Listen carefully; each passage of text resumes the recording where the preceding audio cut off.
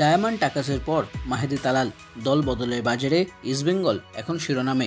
বিদেশি খেলোয়াড়দের পাশাপাশি অনেক ভারতীয় খেলোয়াড়কেও পরের মরশুমের জন্য ইতিমধ্যেই সই করিয়েছে লাল হলুদ ব্রিগেড।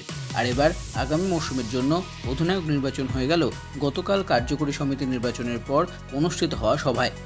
একটি প্রেস বিজ্ঞপ্তি দিয়ে তারা জানিয়েছেন যে সর্বসম্মতভাবে এই সভায় সিনিয়র ফুটবল টিমের অধিনায়ক ও সহ অধিনায়ক এবং রিজার্ভ ফুটবল টিমের অধিনায়ক ও সহ অধিনায়কের নাম বিবেচনা করা হয়েছে। সিনিয়র ফুটবল টিমের অধিনায়ক হলেন ক্লেটন সিলভা ও সহ অধিনায়ক নারেম মহেশ সিং, আর রিজার্ভ ফুটবল টিমের অধিনায়ক হলেন আদিত্য পাত্র ও সহ অধিনায়ক তন্ময় দাস। ইতিমধ্যেই অধিনায়ক ক্লেটন সিলভার চুক্তি বাড়ানো হয়েছে ক্লাবের তরফ থেকে। এই সভায় তাদের ফুটবল টিমটিকে আরও শক্তিশালী করে তোলার জন্য আরও কিছু পরিকল্পনা আছে বলে জানানো হয়েছে।